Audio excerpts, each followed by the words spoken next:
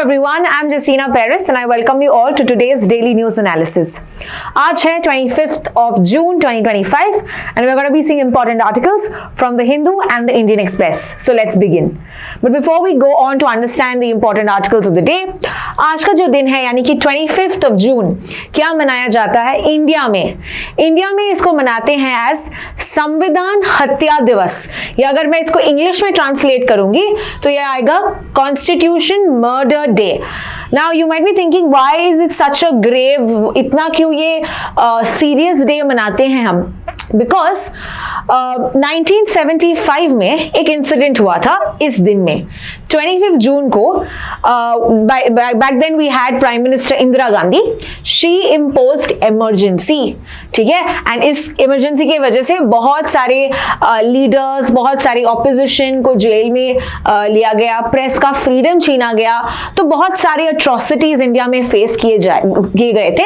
And that is why it is observe today as the Samvidhan Hatya दिवस. सो इस event के बारे में थोड़ा विस्तार से जानते हैं and we are going to see also the other important articles, right? So let's start with emergency and its lessons. So we have the prime minister who was Indira Gandhi और president कौन थे? Here we have president Fakhruddin Ali Ahmed. Now remember, emergency जो है ये proclaim करता है president, but president हमेशा अपने मनमर्जी से कुछ नहीं करता, ये हमको पता है. हमेशा जो प्राइम मिनिस्टर और काउंसिल ऑफ मिनिस्टर्स हैं जो वो बताते हैं वही प्रेसिडेंट को करना पड़ता है. रीजन बीइंग बिकॉज प्रेसिडेंट को हम चुनते नहीं है, हम प्राइम मिनिस्टर को वोट देते हैं, right? We vote with regard to general elections. We are voting for the members of the parliament, we are voting for them, not for president. President के लिए हम वोट नहीं करते.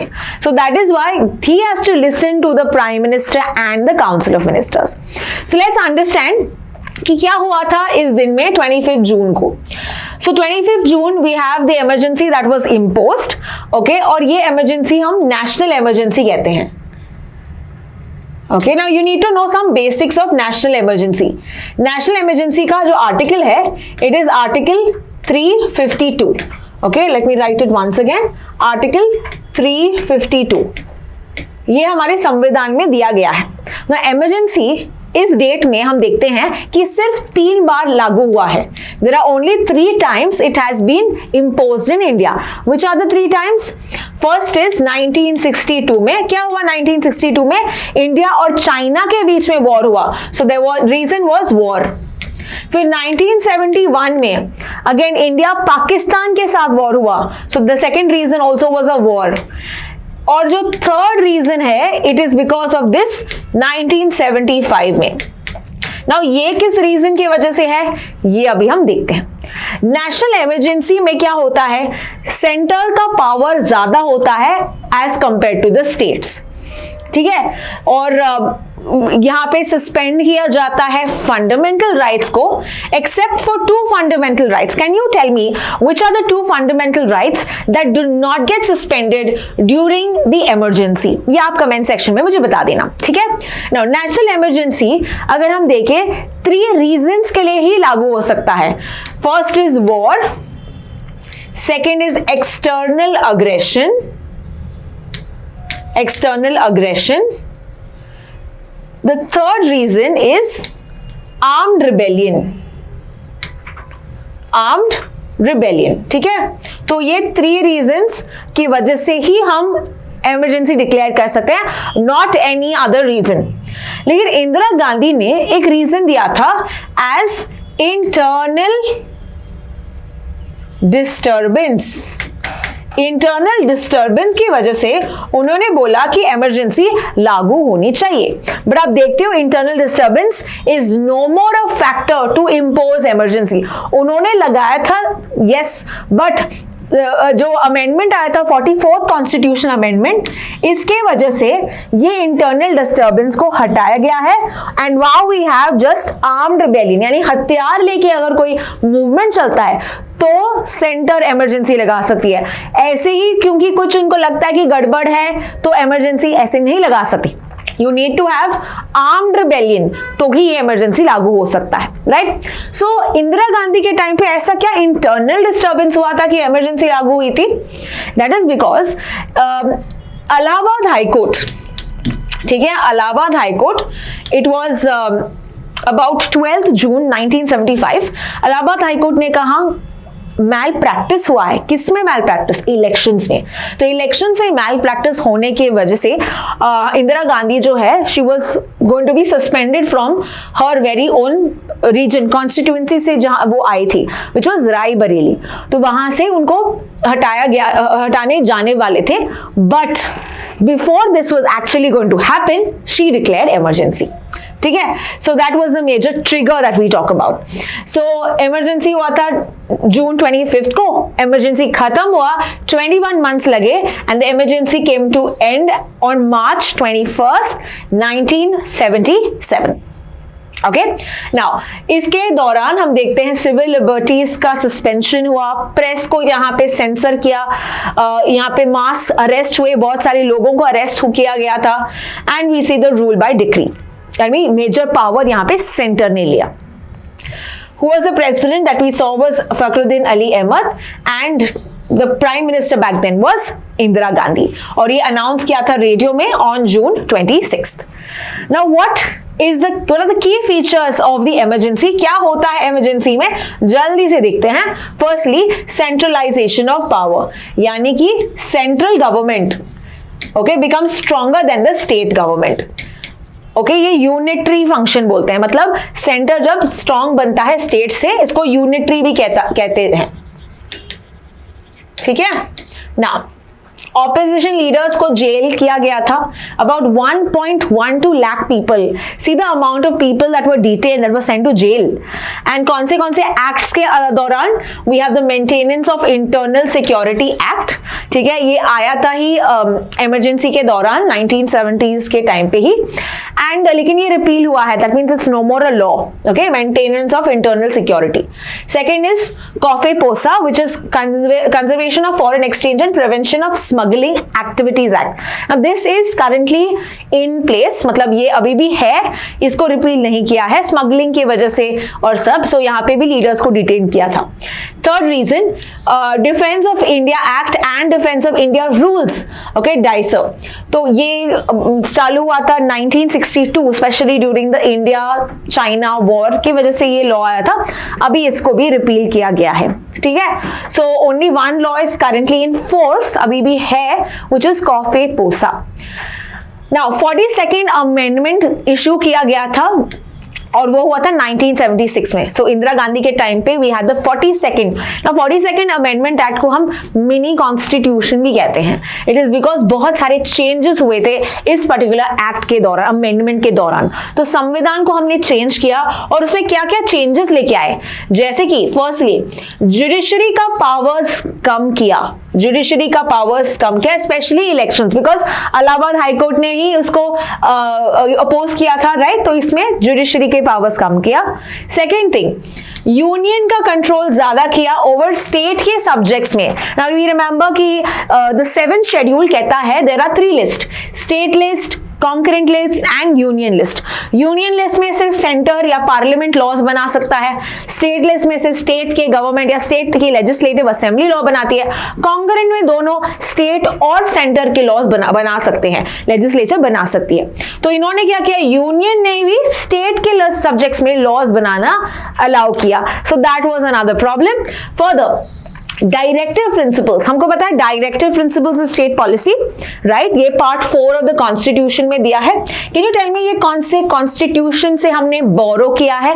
Which constitution have we taken the directive principles from? Please add that in the comment section. Okay, तो directive principles जो है इसको immune किया टू जुडिशियल रिव्यूज। मतलब मान लो डायरेक्टिव प्रिंसिपल्स के दौरान हमने एक लॉ बनाया, यानी कि पार्लियामेंट ने लॉ बनाया, वो पार्लियामेंट का लॉ जुडिशरी चेक नहीं कर सकता।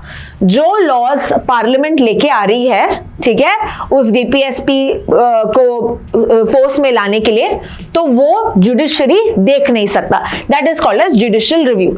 तो ये सब उन्होंने चेंजेस लाए 42nd में। Further which freedom of speech को भी कर्टेल किया। आर्टिकल 19 ये भी छीन लिया। Okay, 19(1)(a that was suspended. Press censorship impose. In fact ऐसा कहा जाता है कि जो इंडियन एक्सप्रेस न्यूज़पेपर है उसके जो एडिटोरियल के सेक्शंस है they were blank during this time.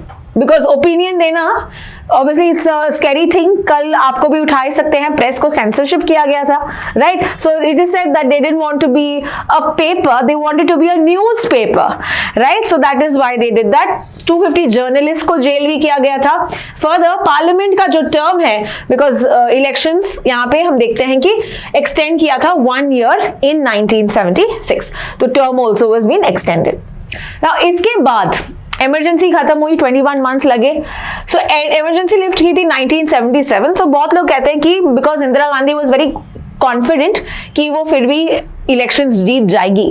Okay, but 1977 में जब इलेक्शंस हुए तभी हम देखते हैं कि Congress got defeated and we have the Janata Party जिसने गवर्नमेंट बनाई and they had the first non Congress का प्राइम मिनिस्टर एंड इनका नाम है Morarji Desai. So he was the first non Congress prime minister.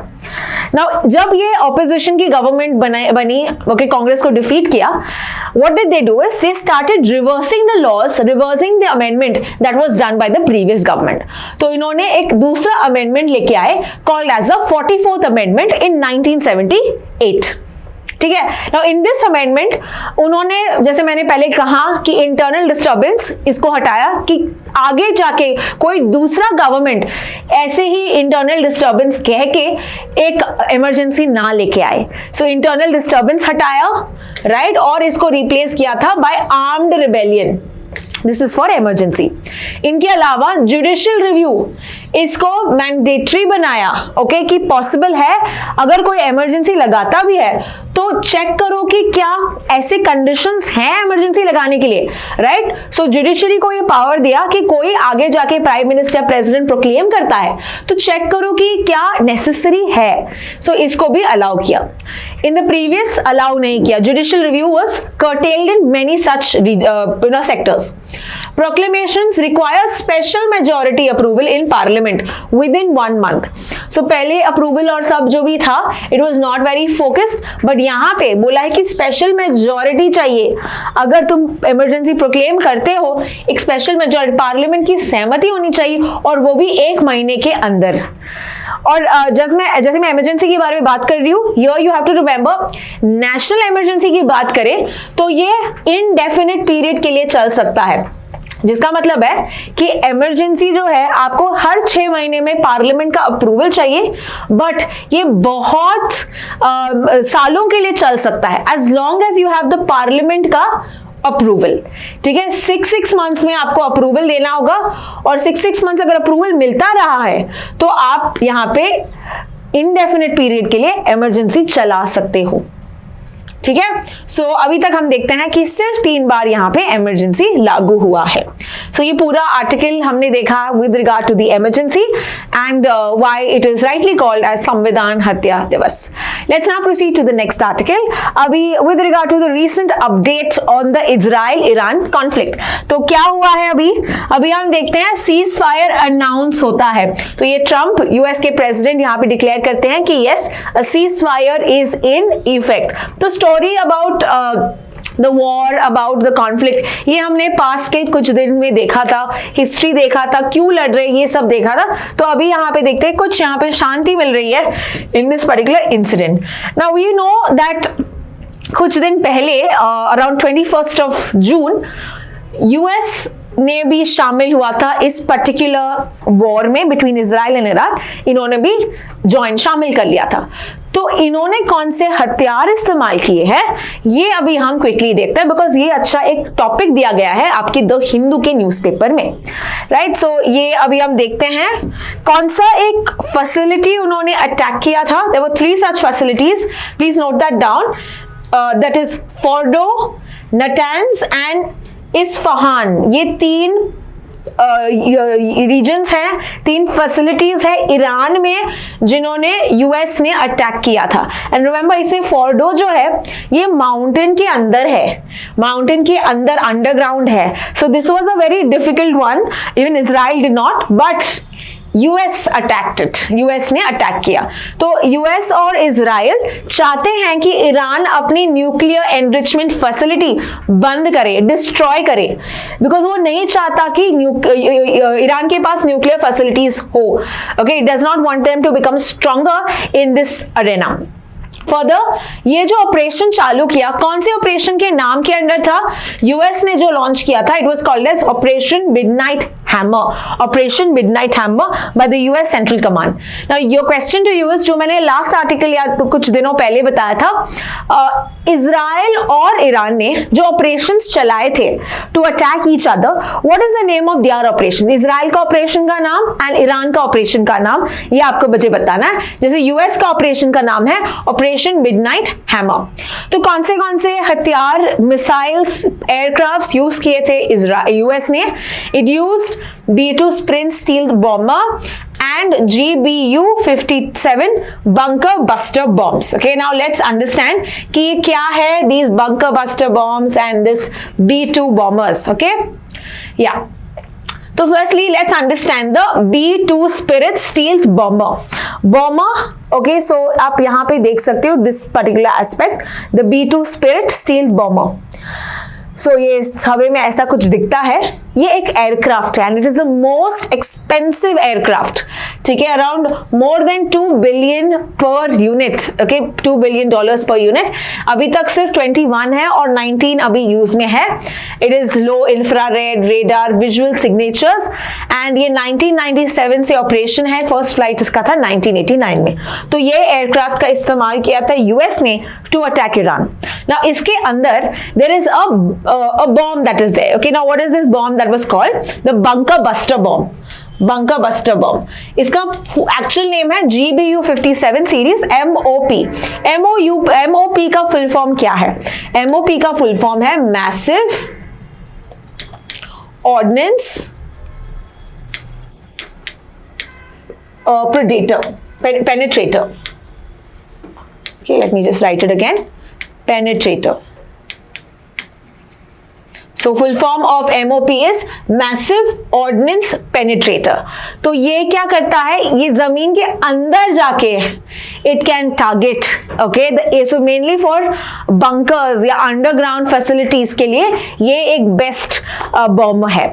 So it is about 30,000 pound का है, 20.5 फुट लॉन्ग है। तो आप यहाँ पे देख सकते हैं इतना बड़ा सा एक बॉम्ब है ये, जो डेवलप किया है बोइंग ने, ठीक है, Boeing by the United states air force को उन्होंने दे दिया है।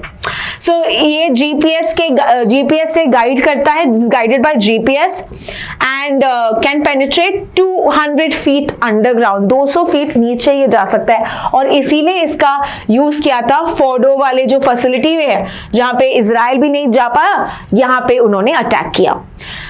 B-2 की अगर हम ये एयरक्राफ्ट की बात करें, aircraft can have 2 such GBU-57, 2 सच ये कैरी कर सकता है। So 2 per aircraft is this what is allowed. Further there is one more which is still in development called as the B-21 radar. ये भी एक next generation stealth bomber है। Again this is an aircraft और ये अभी under development है। B-2 से थोड़ा छोटा है but still it has a lot of versatility that we talk about. ठीक है, so this is what were the important. तो यहाँ पे भी पूछ सकते हैं आपको, वन लाइनर्स में भी आ सकता है, एलिट में भी आ सकता है। So we are should be aware about, specially because if it's in the news, right. Let's now proceed to the next article. अगला आर्टिकल जो है, it is with regard to Shanghai cooperation organisation. Now what exactly is it, let's understand. तो हमारे जो defence minister है, who is a defence minister, here you can see it's Rajnath Singh. तो राजनाथ सिंह हमारे रक्षा मंत्री, हमारे डिफेंस मिनिस्टर, ये गए हैं किंगडाओ। किंगडाओ कहां पे है? Qingdao is in China. The name of the place is Qingdao. Qingdao है चाइना में, और चाइना में हम देखते हैं दिस पर्टिकुलर रीजन में एक मीटिंग हो रहा है which is called the SCO meeting. Okay, तो ये इंडिया को रिप्रेजेंट कर रहे हैं इस मीटिंग में, डिफेंस मिनिस्टर्स मीटिंग है। So what is this SCO, what is this meeting, is this important? Yes it is. So इसके बारे में कुछ बेसिक फैक्ट्स जान लेते हैं। SCO शांघाई कोऑपरेशन ऑर्गेनाइजेशन, ये बना था 2005 में। इनफैक्ट फर्स्ट इट हैड 1996 में सिर्फ 5 मेंबर्स और सब बने थे। Slowly members keep adding. So अभी कितने टोटल कंट्रीज हैं? सो यहाँ पे हम देख सकते हैं India, China, Russia, Pakistan, Iran, Kazakhstan, Kyrgyzstan, Tajikistan, Uzbekistan and Belarus. So the total of 10 countries that are part of this. So remember India Pakistan साथ में ज्वाइन हुआ था 2017 में. ओके 2017 में India and Pakistan join together. Latest country अगर पूछा तो याद रखना it is Belarus. Belarus is the most latest country to join the SCO. Last year join हुआ था 2024 में. ओके फर्दर SCO अभी चेयरमैन इंडिया का भी बना था. Yes we became chairman in 2023. Whereas अभी जो 25 में जो समिट हो रहा है, कौन है चेयरमैन इसका?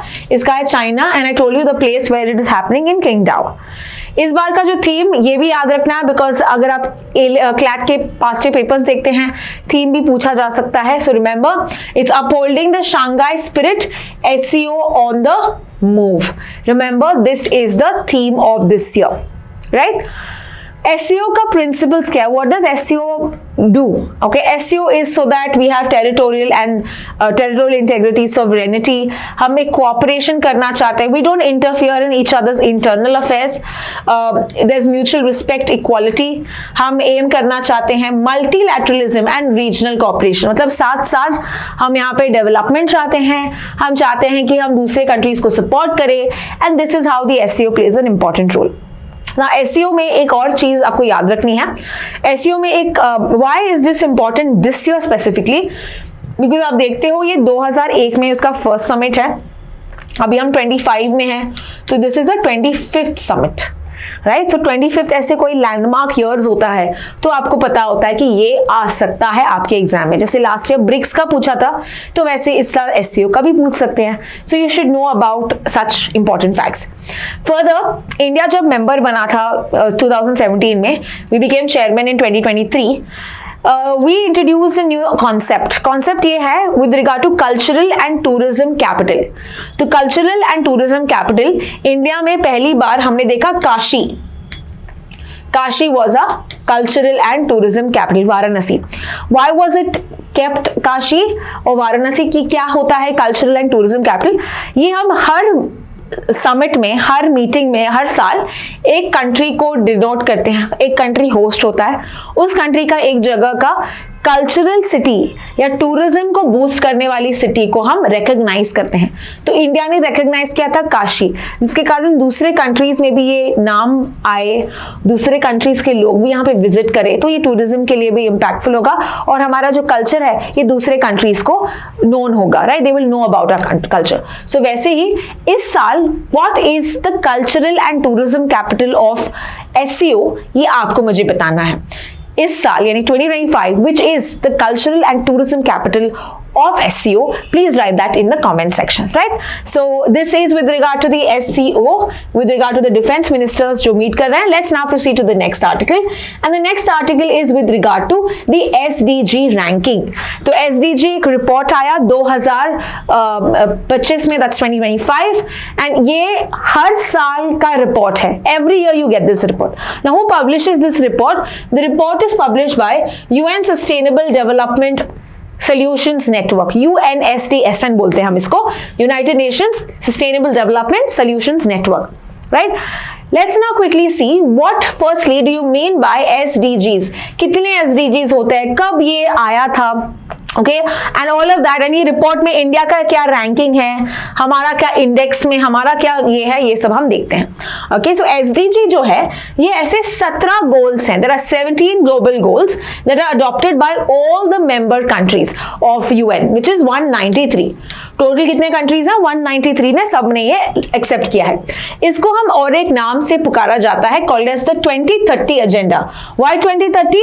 बिकॉज इसका जो टारगेट ईयर है, target year of fulfilling these SDG goals is 2030. Okay, ये पहली बार प्रपोज किया था 2012 में at the United Nations conference on sustainable development, it is also called as Rio+20. Further 2012 में तो हमने पहले प्रपोज तो किया था, बट लागू हुआ था कब? लागू हुआ था जनवरी 1st 2016, बट फॉर्मली इसको हमने इनॉग्रेट किया था 2015 वाले सेशन में, जो हुआ था न्यूयॉर्क में, United sustainable development summit. This happened at New York, USA. ठीक है, so this is the summit which actually gave the final agreement and it came into force in 2016 on January 1st and the target that we see is up to 2030. तो ऐसे 17 गोल है, जैसे कि poverty को कम करो, poverty को बंद करो, zero hunger, quality education, health, right, gender equality, life under water, life on land, ऐसे करके 17 गोल्स दैट वी हैव. तो हमने कैसा परफॉर्म किया है इन दीज गोल्स, ये हमको इंडेक्स से पता चलता है. And it is very important because इस बार हम देखते हैं कि हम टॉप 100 में आए हैं फाइनली. ठीक है, we have come under top 100. But let's see the global aspect of this. तो ग्लोबली हमको पता चलता है कि 17% of the SDG targets are currently on track to be achieve by 2030. मतलब 17% हम यहाँ पे मतलब पॉसिबली हम इसको विन कर सकते हैं. ओनली 17%, बाकी का जो है we are still not done very good. This is the global data, not only specific target. पूरे वर्ल्ड में 17% ही हम सही जा रहे हैं, ट्रैक पे है. और ये रीजन क्यों है, क्यों सिर्फ 17%? बिकॉज हम फोकस ही नहीं कर रहे यहाँ पे.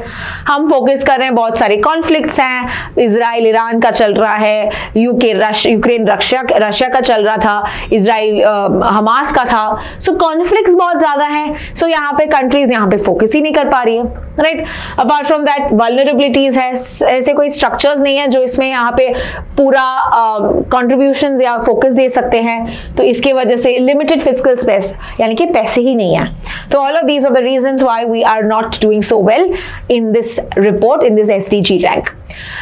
टॉप परफॉर्मर्स कौन है? इनफैक्ट कौन सा एक कॉन्टिनेंट है जो बहुत बढ़िया किया है, दैट इज यूरोप. ठीक है, so Europe that we see has dominated this.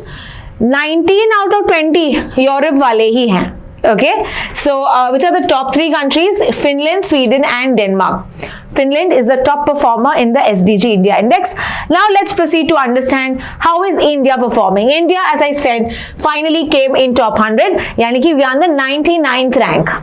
Okay, 99th rank and total 167 countries को ही हम measure कर रहे हैं, not all 193, only 167 countries, right? यहाँ पे आप देखते हैं कि इंडिया का स्कोर है 67 points. This is our score. अगर हम पिछले रिकॉर्डिंग रैंकिंग्स देखें, लास्ट ईयर हम थे 109, so now we have done very well. 10 ranks हमने आगे जंप किया है. ओके, एंड बाकी में भी हम देखते हैं अराउंड 120, 121, 112 इतना तक थे. तो यहाँ पे we have done very well with 99th rank. Further अगर हम दूसरे कंट्रीज के साथ कंपेयर करें, थोड़ा दुख हो जाएगा because China is in rank number 49. ठीक है, 49th रैंक पे है. यूएस का रैंक है 44. दूसरे कंट्रीज की बात करते हैं, हमारे नेबर्स की बात करते हैं. We have 74 which is in Bhutan. Nepal is 85. Nepal भी अच्छा कर रहा है. बांग्लादेश ठीक है 114 है. एक खुशी है हमको, पाकिस्तान जो है 140th रैंक पे है. एंड दूसरे हमारे neighbours like Maldives and Sri Lanka again are better than us. Maldives at rank number 53 and Sri Lanka at rank number 93. So ये हमने देखा इंडिया कैसे परफॉर्म कर रहा है और हमारे नेबर्स कैसे परफॉर्म कर रहा है. So that is with all with regard to the SDG index and India's performance with the same. Let's proceed to the next article. अगला आर्टिकल भी कुछ क्लाइमेट रिलेटेड ही है. तो recently I told you there was a conference called as the Bonn conference. ये हमने कुछ दिनों पहले किया था, called as the Bonn conference. तो ये बॉन कॉन्फ्रेंस हमेशा होता है बिफोर द मेन समिट. जैसे मैंने बोला ना corp, we've heard about the COPs. I think we've done this in our previous classes. If you are not watching it regularly, this is going to be very difficult for you. So please ensure कि आप हर दिन ये recordings देखते हो. Otherwise, आप एक concept miss करते हो and then you will not understand anything ahead, right? But anyway, if you are new, no matter what, we are going to still do some basics in this. So यहाँ पे हम देखते हैं कि United Nations framework convention on climate change, it's something called as UNFCCC. Now इस particular organisation का काम है क्लाइमेट चेंज पे फोकस करना. United Nations framework convention on climate change. Okay. Climate change का मीटिंग्स हर साल होता है। सो इस साल होगा COP30, इस साल होगा COP30, ओके। तो COP30 होने से पहले, COP को हम बोलते हैं conference of parties, this is nothing but meetings. COP30 जो है ये कहां पे हो रहा है? This place is called as Belem which is in Brazil, ठीक है, ब्राजील बेलम में हो रहा है ये। तो ये मीटिंग होने से पहले कंट्रीज साथ में मिलते हैं to discuss about what should we plan for the coming, okay, थोड़ा रिव्यू करते हैं। तो ये हमेशा जून के महीने में होता है। तो अभी ये मीटिंग जो था बॉन में होता है। बॉन जो है कहां पे है? जर्मनी में। तो इस मीटिंग में हमारी इंडिया ने यहाँ पे पुश किया है कि तुमको क्लाइमेट फाइनेंसिंग में ज्यादा जोर देना है।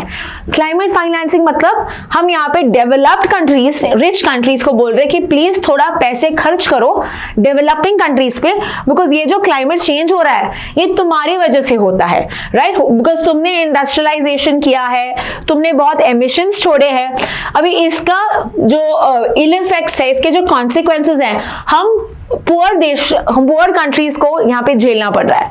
सो इसीलिए they are urging the developed countries, the rich countries to contribute more with regard to climate. So इसको क्लाइमेट फाइनेंस बोलते हैं। तो इंडिया ने यहाँ पे पुश किया है, एंड इंडिया ने पुश किया है because we have something called as the Paris agreement, जहां पे ऐसे ऑब्लिगेशंस बताए हैं।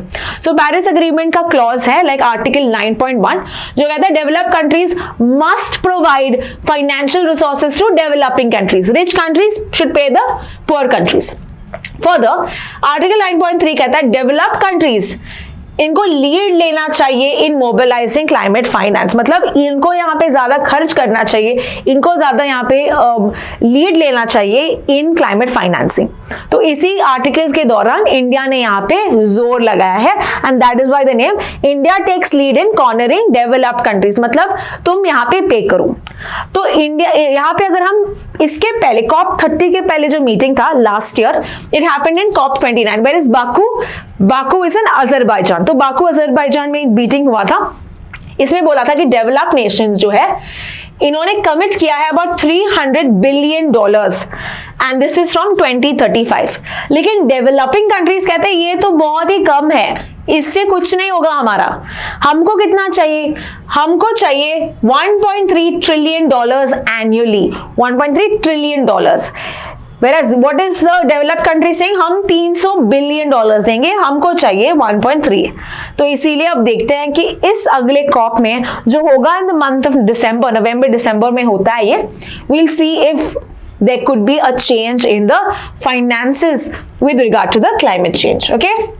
So let's now proceed to the next article. अगला आर्टिकल जो है, हमारे जो प्रधानमंत्री मोदी जी ने इनवाइट किया है मॉरिशस के प्रधानमंत्री को to India. So let's understand who is the Prime Minister of Mauritius.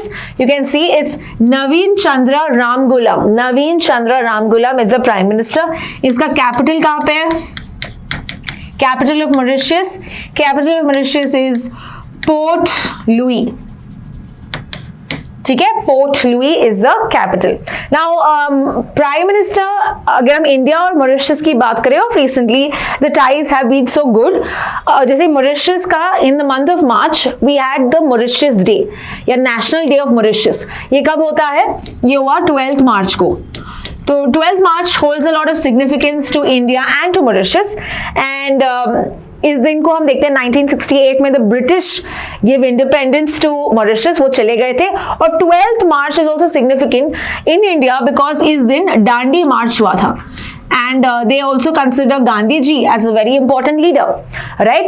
तो दांडी मार्च हुआ था फ्रॉम साबरमती आश्रम से लेके दांडी कोस्ट तक गुजरात में, to defy the salt law, salt tax को बंद करने के लिए ये मार्च दिया गया था। सो उसके लिए यहाँ पे Mauritius also treat Gandhi ji about this movement also with high reverence, right? Because हम देखते हैं कि यहाँ पे जो एंसेस्टर्स हम थे ये इंडिया से लेके गए थे वो मॉरिशस में। So you will find a lot of Indian ancestry in this particular region. तो आप नाम भी ऐसे देखते हो, नवीन चंद्र रामगुलम है, ओके, उनके जो एंसेस्टर्स हैं ये इंडिया से ही हैं। So that is all with regard to PM inviting, and we're going to see when he comes और जो नए अग्रीमेंट्स होते हैं ये सब हम देखेंगे when it comes. Okay, let's now proceed to the next article and the next article is with regard to India और साउथ अफ्रीका के बीच में हमने सबमरीन कोऑपरेशन के लिए पैक्ट ज्वाइन किए हैं या साइन किए हैं. सो डिफेंस सेक्रेटरी है इंडिया के and we are defence secretary of South Africa. तो साउथ अफ्रीका के फैक्ट्स भी जानते हैं. Who is the president of South Africa? It is Cyril Ramaphosa. Cyril Ramaphosa. South Africa is the only country जिसके पास 3 capitals हैं. Which are the 3 capitals? Pretoria, Bloemfontein and Cape Town. हर capital में उनका एक स्ट्रक्चर है with regard to legislature, executive and judiciary. तो administrative है प्रेटोरिया में, ब्लोमफोंटेन में जुडिशियल है, उनका जो सुप्रीम कोर्ट है सब है.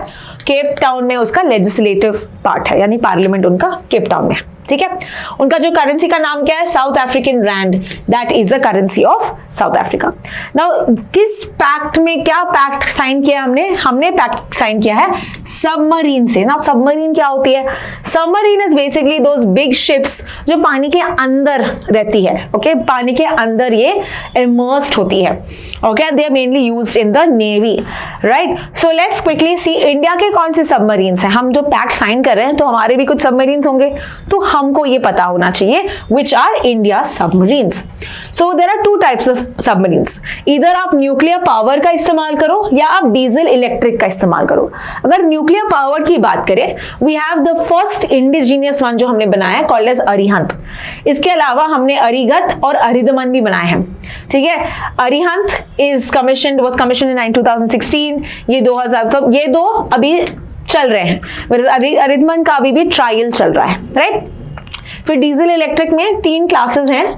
One is Kalwari, Sindhu Ghosh and शिशु कुमार. ओके, शिशु Kumar. Okay, now let's quickly सी कौन सा है कलवारी. इसको प्रोजेक्ट 75 के अंदर बनाया था डीजल इलेक्ट्रिक सबमरीन्स. और ऐसे 6 सबमरीन्स आते हैं जैसे कि कलवारी, ओके, कलवारी, खंडेरी, करंज, बेला, वागीर, वक्षीर. ये 6 सबमरीन्स इसके अंदर आते हैं. इसके अलावा सिंधु घोष में हम देखते हैं ये रशिया, मतलब ये वाला जो है स्कॉर्पियन क्लास वाला, ये इंडिया ने बनाया है, इंडिजीनियस है. वरस बाकी के 2 रशिया और जर्मनी वाले हैं. तो रशिया जो बिल्ड है सिंधु घोष है, उसमें डीजल इलेक्ट्रिक सबमरीन्स है जैसे कि सिंधु घोष है, सिंधु केसरी, सिंधु रत्ना, सिंधुरज, सिंधुवीर एंड सिंधु ध्वज. ठीक है, ये ऐसे नाम है सिंधु वाले. उसके अलावा वी हैव शिशु कुमार विच इज जर्मन वाले एंड दैट इज शिशु कुमार, शंकुश, शाल्की एंड शंकुल. ठीक है, तो ये आपको ऑप्शन से कुछ तो आइडिया लगेगा कि कौन से हैं सिंधु घोष और कौन से हैं शिशु कुमार. तो ये पूरा आपने देखा submarines that are build by India. Let's proceed to the next article. अगला जो आर्टिकल है हम देखते हैं with regard to Axiom mission. अब फाइनली इतने दिन के बाद हम कितना डिस्कस कर रहे हैं एंड फाइनली अभी थर्सडे यानी कि कल के दिन इंडिया में अराउंड 4:30 बजेगे तभी हम एक्सियो मिशन लॉन्च करेंगे. इंडिया में नहीं लॉन्च करेंगे, ये लॉन्च होगा यूएसए में यानी कि द केनेडी स्पेस स्टेशन जो फ्लोरिडा में है. Now we have already discuss so much of it but it is still important because हम देखते हैं कि हमारा एक इंडियन एस्ट्रोनॉट वहां पे जाएगा. कहां पे जाएगा? इंटरनेशनल स्पेस स्टेशन पे. So who is that only Indian who has been selected? The answer is Shubhanshu Shukla. ठीक है, सो लेट्स होपफुल कि सब कुछ सही जाए, कोई गलत ना हो, as well as there is no such failure, there is no such, और ये मिशन एक्चुअली सक्सेसफुल होके ये रिलीज हो. सो लेट्स सी, होपफुली कल के दिन सेट फॉर लॉन्च टुडे लिखा है बट एक्चुअल में थर्सडे के दिन, इंडिया में वो थर्सडे होगा, उस दिन वो होगा वेंसडे को. So that's how the timing difference is, right. Anyway, let's now proceed to the next article. Axiom हम कल होपफुली डिस्कस कर सकते हैं जब वो आएगा. Next we have the Novo launches. Okay, Novo launches. It's weight loss drug. तो weight loss drug एक बार one liners भी आ सकता है. So let me quickly explain. एक weight loss drug है which is a company, एक Danish company है called Novo, और उस drug का नाम one liner याद रखना, Wegovy. इसके अलावा there is one more drug which is called as Eli Lilly's. ठीक है, Eli Lilly, और इस drug का नाम क्या है? Mounjaro. तो आपको ये नाम पता होने चाहिए, मुंजारो है और Wegovy. This is a weight loss drug and of course this is expensive, ठीक है। बोला जाता है कि एक महीने में it can up to 26,000 a month वाला जो ड्रग है, डोज है, so that is how expensive it is. Okay, तो ये अगेन डैनिश कंपनी है जो हम देखते हैं। Anyway, let's proceed to the next article. Alright, I think we're done with today's discussion. I hope you have understood well with regard to the topics that we did today. And don't forget to watch the next video जहाँ पे हम 20 JK questions करेंगे from CLAT perspective. Thank you so much for watching.